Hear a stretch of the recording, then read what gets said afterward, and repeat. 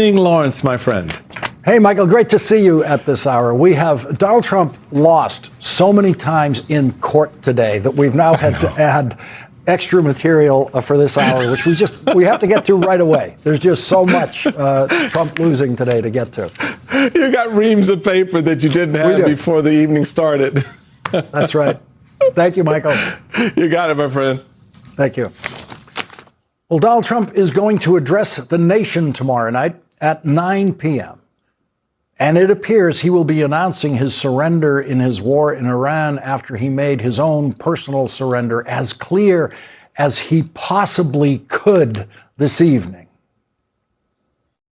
Does Iran have to make a deal for the U.S. to end its operation in Iran? And have you spoken? That is Donald Trump surrendering from the first objective he announced in his war 4 weeks ago, which was, remember, the words unconditional surrender. Those two words. Unconditional surrender, of course, means, as we saw at the end of World War II, the surrendering country officially signing the surrender agreement, in which then both Germany and Japan at the end of World War II agreed to never fire a shot at the United States of America again and give the United States of America, in effect, complete control over their countries for the foreseeable future in 1945. That's what unconditional surrender was and is. Donald Trump quickly backed off his objective of unconditional surrender at the beginning of his war, within the first few days of his war, and to completely incomprehensible objectives, if there were any, that no one waging Donald Trump's war could ever explain to anyone. And when, much to Donald Trump's surprise and shock and amazement, Iran did the obvious in closing the Strait of Hormuz and shutting down 20% of the world's oil shipments, as well as crucial helium shipments and other important shipments through the Strait, Donald Trump's new objective in his war became opening the Strait of Hormuz, that was closed only because of his war. Donald Trump kept threatening Iran with greater and greater versions of what he called obliterating Iran if Iran didn't open the Strait of Hormuz by a certain deadline, sometimes 2 days away, sometimes 5 days away. And as those deadlines approached, each one of them, Donald Trump, of course, as Wall Street expected and as Wall Street put it, chickened out. Wall Street is where the term taco was coined, meaning Trump always chickens out. And Donald Trump has, as Wall Street says, chickened out on every one of his ultimatums that he has issued to Iran in his war, including the one that he issued yesterday at 7:26 a.m. when Donald Trump said in writing for the world to see, if for any reason a deal is not shortly reached, which it probably will be, and if the Strait of Hormuz is not immediately open for business, we will conclude our lovely stay in Iran by blowing up and completely obliterating all of their electric generating plants, oil wells, and Cargill Island, and possibly all desalinization plants. So there was Donald Trump threatening to commit war crimes by destroying life-sustaining civilian infrastructure. And he said he was going to do it immediately. That was his time frame, immediately. He said he was going to do it, quote, if the Hormuz Strait is not immediately open for business. For everyone else in the world, immediately means immediately. For Donald Trump, it means nothing because, as Wall Street knows, Trump always chickens out. So that was yesterday. The Strait of Hormuz has to be opened immediately. That was the objective, the full objective of Donald Trump's war yesterday. And this morning, when Donald Trump's Secretary of Defense was asked, quote, on the Strait of Hormuz, is opening the strait an essential objective? Pete Hegseth refused to answer the question in any way and wandered off talking about something else entirely. And then Donald Trump ended his day in a discussion with White House reporters after issuing a flagrantly unconstitutional and illegal executive order trying to seize control of mail-in balloting in American elections, which we will discuss later in this hour. Donald Trump said Iran doesn't have to do anything anymore. They don't have to do anything for him to end his war. Does Iran have to make a deal for the U.S. to end its operation in Iran? And have you spoken? As the stock market was sinking again today, Donald Trump desperately tried to get the word out through talks with individual reporters that he was going to end his war very soon. But when reporters got to question him this evening, he announced to the world that he was issuing his unconditional surrender on the opening of the Strait of Hormuz. I think that the people understand it. We'll be leaving very soon. And if France or some other country wants to get oil or gas, they'll go up through the strait and Hormuz Strait. They'll go right up there and they'll be able to fend for themselves. Look, problem with the strait, a guy can take a mine, drop it in the water, and say, oh, it's unsafe. It's not like you're taking out an army or you're taking out a country or they can drop it. Or you can take a machine gun from the shore and shoot a few bullets at a ship. Or maybe an over-the-shoulder missile, small missiles. That's not for us. That'll be for France. That'll be for whoever's using the strait. But I think when we leave, probably that's all cleared up. No kidding. When you leave, Donald, the Strait of Hormuz will be all cleared up. As soon as you leave, you're the one who shut it down with your war, and you are the one who will open it up with your surrender in your war. This program has resisted the edge of the seat coverage about every movement of each aircraft carrier that is headed to the Middle East, or the latest announcement of the number of troops being moved toward the Middle East, because those announcements have never once included the commitment of the kind of forces, the number of forces that would be needed to invade Iran.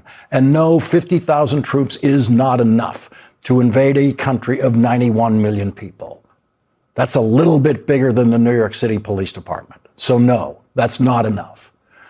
And Donald Trump knows that all those announcements he's made of troop movements are not enough. Iran knows that they're not enough. Donald Trump's defense secretary knows that. Moving 50,000 troops is a stunt so that Donald Trump can pretend when reporters ask about what they like to call boots on the ground that he has options when he does not have any options, and he knows it. And so Donald Trump pre-announced his surrender tonight with reporters when he also eliminated what has been the edge of the seat speculation indulged in other corners of the news media about whether Donald Trump would send in soldiers and Marines to get in there and seize Iran's uranium stockpile so they won't ever have the raw material necessary again to make a nuclear weapon. And remember, Donald Trump's stated objective at the beginning of his war was that Iran would never, ever be able to have a nuclear weapon. And now Donald Trump has surrendered on that objective. In a fairly short period of time, we'll be finished. They will not be able to do a nuclear weapon for years. And when they are ready, maybe in a long time from now, able to do a nuclear weapon, you'll have a president that will be like me and that he will go there and he'll knock the hell out of them again because they cannot have a nuclear weapon. Okay. So we've gone from unconditional surrender to some years from now, another president is going to have to do the same thing, and that other president will be just like me, Donald Trump. No, Donald, there will not be another president like you. And so Donald Trump is ending his war with, as was reasonably predicted here and elsewhere from the start of his war, absolutely nothing to show for it. The same crushing dictatorial regime is in place. And every single thing Donald Trump has done with Iran since he first became president has made the situation worse for the world and for the people of Iran. Secretary of State John Kerry negotiated the deal that Donald Trump has failed to negotiate with Iran, in which Iran put in writing that they would not develop a nuclear weapon. Secretary of State Kerry brought that deal back to President Obama, complete with a mechanism for monitoring that deal, thereby accomplishing the single greatest diplomatic negotiation of the nuclear age. A singular achievement in the history of foreign policy anywhere in the world. And Donald Trump ripped it up. The Kerry-Obama nuclear deal with Iran, co-signed by our oldest allies, France and the United Kingdom, along with Germany and China, and Russia, Yes, Russia. No one has been able to get all of those countries to agree on anything since then. And Donald Trump will never get those countries to agree on anything. The stock market and the price of gas have been in control of Donald Trump's war from the start. And so now, with the stock market suffering its worst quarter in 4 years, Donald Trump is doing a very good job of sounding like the hopeless loser of his own war. In a phone call with CBS earlier today, when he was asked about the possibility of somehow removing Iran's enriched uranium stockpile, which was an objective of his war, he actually said, "I don't even think about it.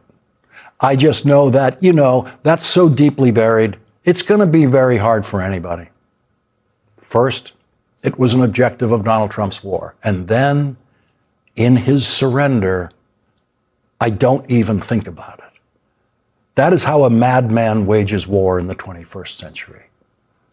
The material of war is the stuff of video games for these people, as the Trump team has made clear in their releases of demented videos of explosions in Iran mixed in with footage from Hollywood movies and football games, utterly goofy, childish stuff, only deliverable by the people who think war is some kind of game and that bombs and planes and helicopters are toys.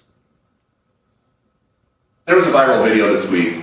I don't know if you saw it. Army helicopters hovering near Kid Rock's house in Nashville. Did you see that video? I didn't see it, no, but I'm sure they had a good time.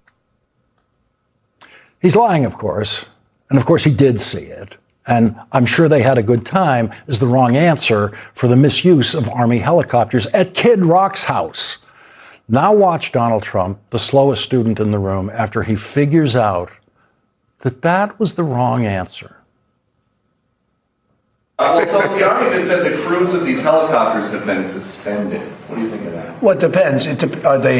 Well, they probably shouldn't have been doing it. Yes, you're not supposed to be playing games, right? But I'd take a look at it. They like Kid Rock. I like Kid Rock. Maybe they were trying to defend him. I don't know. So, the commander-in-chief of the American Armed Forces says he does not know if Army helicopters under his command were at Kid Rock's house to defend Kid Rock. And you have your choice here. In Donald Trump's answer, he was telling the truth, in which case he is unfit for the presidency, or for even being given the keys to a car. Or Donald Trump was doing his pathological lying as usual, in which case he is unfit for the presidency. The country is at war. Donald Trump's war and his military helicopters are playing games at Kid Rock's house, and he pretends that he doesn't know about it, and then he says he doesn't care. Or he really doesn't know about it at all.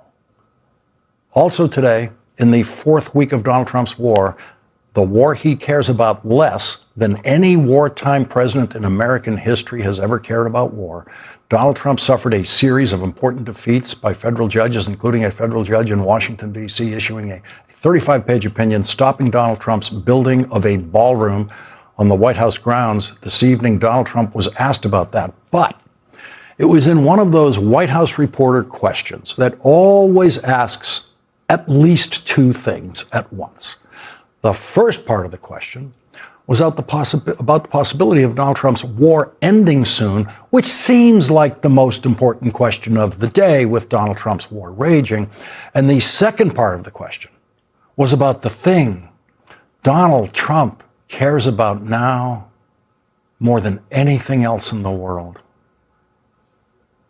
After you said today that the Iran war may be ending soon, the stock market closed much higher. Do you have thoughts on that? And also, a judge just ordered you to stop construction of the ballroom. Are you planning to stop?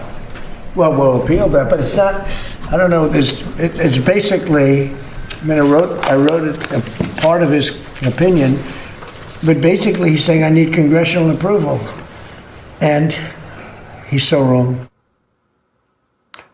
And he went on for 6 minutes and 40 seconds, his longest answer of the day, and he never said a word about the first part of that question about his war in Iran. That last, it's bulletproof and it's ballistic proof. It's very thick. It's like that. And it's going 45 feet high, and every window is covered, every door is covered.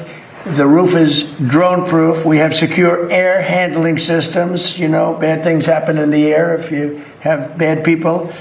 We have bio-defense all over. We have secure telecommunications and communications all over. We have bomb shelters that we're building. We have a hospital and very major medical facilities that we're building. We have all of these things. That's all under the ballroom. Seems to care about that a lot more than he cares about any member of the American military who might be in harm's way tonight in his war. And he gave a new reason for building the ballroom, saying the United States of America needs to build what Donald Trump calls the biggest ballroom in the world for the King of England. It's a wet area. They used to call it a wetland, but I guess they don't do that for the White House, but it's essentially a wetland. And when it rains, you're in trouble. The water can go up to 3 to 4 inches over their shoes. That's not a good feeling for who was Prince Charles, who will be here next couple of weeks, is King Charles, who's a great guy. We don't want him to sit in a pool of water. That's the man who's waging war in Iran, the hallucinator in chief. Kings, as it happens, have managed to visit the White House many, many times without ever once sitting in a pool of water. Donald Trump is demonstrably mentally incompetent to be president of the United States or to perform any serious adult function. He proves that in new ways every day. And he finally is proving to more Trump voters every day that he has been lying to them from the start. Scott McConnell, the founder, along with Pat Buchanan, of the American Conservative in 2002, tweeted today, so ashamed and embarrassed to have voted 3 times for this person.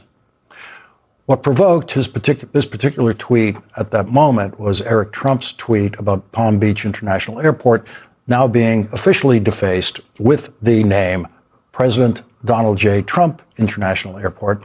In an article published today, Scott McConnell wrote, quote, Trump's successful effort to present himself as the peace candidate and my enthusiasm for his endeavor.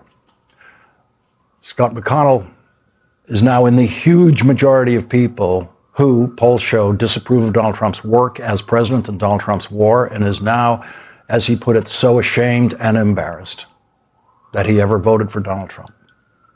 That was true of Nixon voters, who were nowhere to be found just a few years after Richard Nixon was forced to resign the presidency in the middle of his second term. Nixon won 49 states in his reelection in 1972, and by 1976, you couldn't find anyone who voted for him. People just wouldn't admit it anywhere. Anyone who lived through that period can tell you. Millions and millions and millions of people felt what Scott McConnell now feels. They felt so ashamed and embarrassed that they voted for Richard Nixon for president. And so we have a right to hope tonight that shame and embarrassment will guide Scott McConnell and millions of other voters like him to more discerning choices the next time they are in a voting booth or filling out their mail-in ballot at home, which Donald Trump has tried to seize control of tonight with an executive order about mail-in ballots. Donald Trump's war on mail-in ballots is a more important war to him than his war in Iran. Donald Trump's war on mail-in ballots is a war on democracy here in the United States. And he spent today issuing his preliminary statements about surrender in his war in Iran. At the same time, he launched a new attack tonight in his war on democracy in the United States, giving Trump voters even more to be ashamed and embarrassed about. Leading off our discussion tonight is Democrat Congressman Adam Smith of Washington State. He is the top Democrat on the House Armed Services Committee. Congressman Smith, it sure sounds like at 9 o'clock tomorrow night, we're going to hear the President of the United States explain why he's leaving Iraq and probably leaving out a bunch of the objectives that he's mentioned along the way. Yeah. No, I think I said Iraq. I mean Iran. You meant Iran, yeah. No, it's a very disturbing moment because he decides to stop, and we're not actually in Iran, of course, we're bombing Iran. So what he really means to say is we're going to stop bombing Iran. And maybe he says that, but then where are we? We are worse off than when we started, and that's not even counting the costs of this war. The 13 service members killed, the hundreds wounded, the thousands of civilians killed, the impact on the global economy, one more severe fracture to our alliance, as we saw NATO country after NATO country, abandoning Trump's war today. So I don't know what he's going to say. Now, as you know, I mean, gosh, you've seen throughout this war, up, down, all over, sideways. You did a great job of summarizing that. But it sure seems like he's going to admit what all of us knew from the start, which was there was no point in starting this in the first place, and he's stopping it now. He kept saying from the start, he said he could open the Strait of Hormuz immediately. He first challenged tankers and other ships just to go through, just to be brave and go through. Right. Of course, that was an insane suggestion that no one took. And now he's just giving up, saying in effect, he said repeatedly today, we can't do it. In effect. The other thing he said today, which was interesting, is he said, look, we're not that dependent upon the Strait of Hormuz. Other countries are dependent on it. You want your oil, you go get your oil. You didn't help us, we're not going to help you. It's like what those countries would say, hey, we had our oil before you came in and started blowing things up across the Middle East and shut it down. So maybe don't do that, and that will get us to the place that we want to be at. But it's really important also on the nuclear thing. Understand, we are no closer today to reducing Iran's ability to develop a nuclear weapon than we were on the day that he started this war. And you left out one of his better quotes on that, where he said at one point in this, look, I started this war because Iran was going to have a nuclear weapon. He even said at one point, and I think it was just him talking, they would have used it by now. Yes. They would have used it by now, which is really, really stupid, because obviously that wasn't going to happen. But he fought the war supposedly because of all of that. And he's no closer now, after all of that destruction, after all of that money, after all of those deaths, after all of that disruption of the global economy. Not only is he not closer to reducing Iran's nuclear program, but Iran now has a greater incentive than ever to try to rush forward and build one because of the existential threat that he has presented to their regime. This war is an utter disaster, and I hope that people don't forget this and make him own this complete failure. And the person, Donald Trump, person who waged this war, also, during his war, allowed sanctioned Iranian oil to be sold and sanctioned Russian oil to be sold, which would not be able to be on the market if he hadn't started his war. Yeah, he gave Iran $14 billion, or somewhere between 10 and $15 billion. And we all remember how the Republicans lost their minds when there was $400 million that Iran was going to get. I think it was from South Korea. It was basically deals that had been made before the sanctions had been put in place, at least, and they said this was the greatest betrayal our country had ever seen. And I can't do the math off the top of my head, but how much more 15 billion is than 400 million? Yeah, no, I mean, and this is what happens when you don't think, when you don't plan, when you simply react when you know it in your bones and you use your gut instead of your intelligence. That's the wrong thing to say here about Trump. Your advisors, the people at the Pentagon, the other people who actually know and care about consequences of actions, not just acting and hoping for the best, but understand the consequences. Trump did not understand that. Congressman Adam Smith, thank you for starting us off tonight. You're going to be coming back when the Democrats win the House. You're the chairman of the Armed Services Committee, and this administration is going to be coming to you to authorize the rebuilding of these stockpiles of weapons that they've burnt off in this war. This is going to be a long aftermath. Thank you very much for joining us tonight. Coming up was, as I've said, a very, very bad day in court for Donald Trump, and with a federal judge ruling that he can be sued for the January 6th attack on the Capitol, another judge ruling that Donald Trump's executive order denying funding to PBS and NPR is unconstitutional, and, of course, a federal judge stopping Donald Trump from building what he calls the biggest ballroom in the world. All of that is next with Senator Sheldon Whitehouse. It was a very, very bad day for Donald Trump in court today.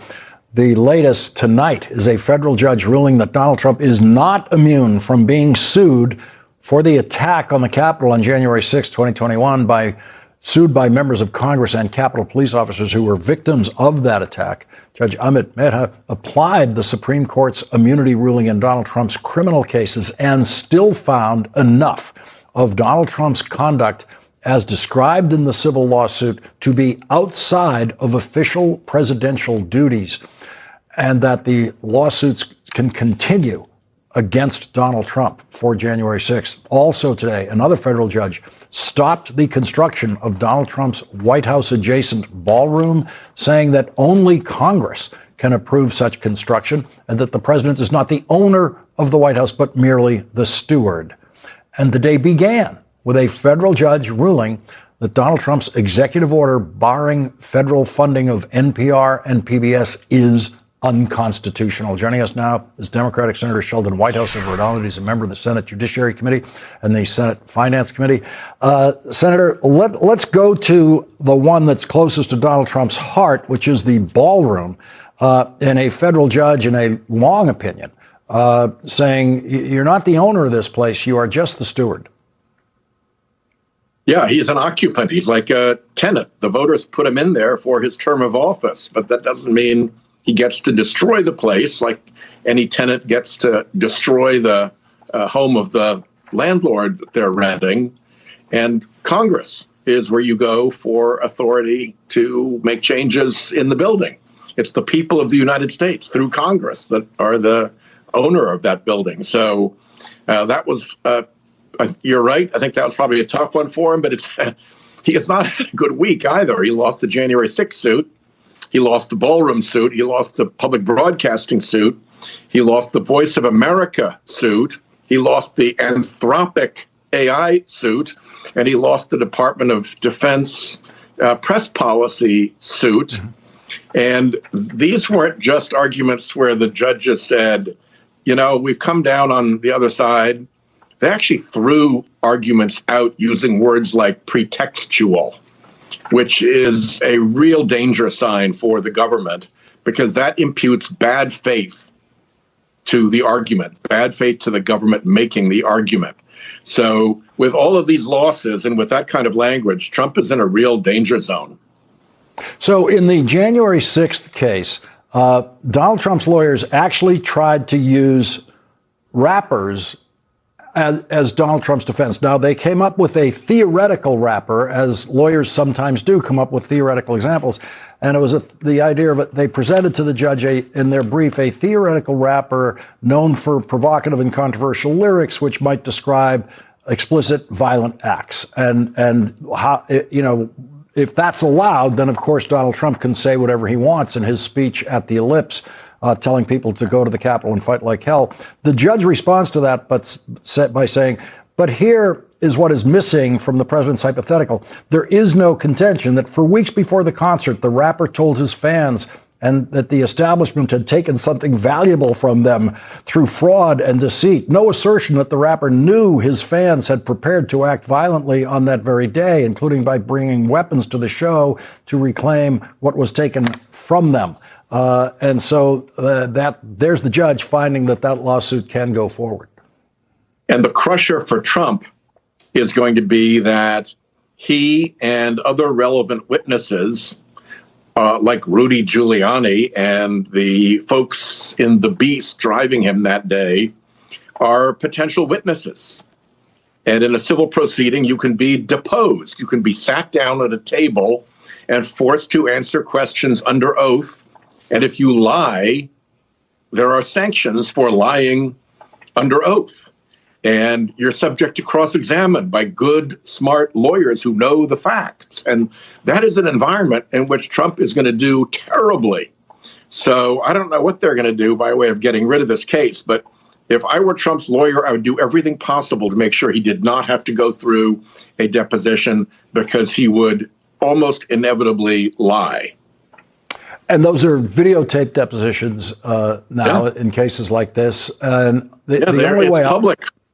Mm-hmm. Yes, but the only way out of it would be to somehow settle, to somehow say to the plaintiffs in the case, the members of Congress, the Capitol Police, here's how many millions of dollars I will give you. Which he would like to do with this Department of Justice, which loves to give away money to help him, even if not even if there's not a real case. They just gave away over $1 million to Mike Flynn, for instance. And so the sort of, sue and settle deal for giving money away to Trump supporters with settlements, they call them, I put that in air quotes, is kind of an established thing. And so I know he would like to go to Pam Bondi and say, well, let's go to the U.S. Treasury and have the taxpayers bail me out. You send the money over there. But because the judge has found that this was done not in his official capacity, he's not in a position to get the United States Treasury to bail him out. He is personally liable for acts that he has undertaken in his personal capacity. So, the instinct to not ever have to write a check and pay and to think that he can bluster and lie his way through it on Trump's part is going to be very strong. And his lawyers are going to have a hell of a time trying to protect him from himself. Because I promise you, if he gets into court and testifies, if he gets into a deposition under oath,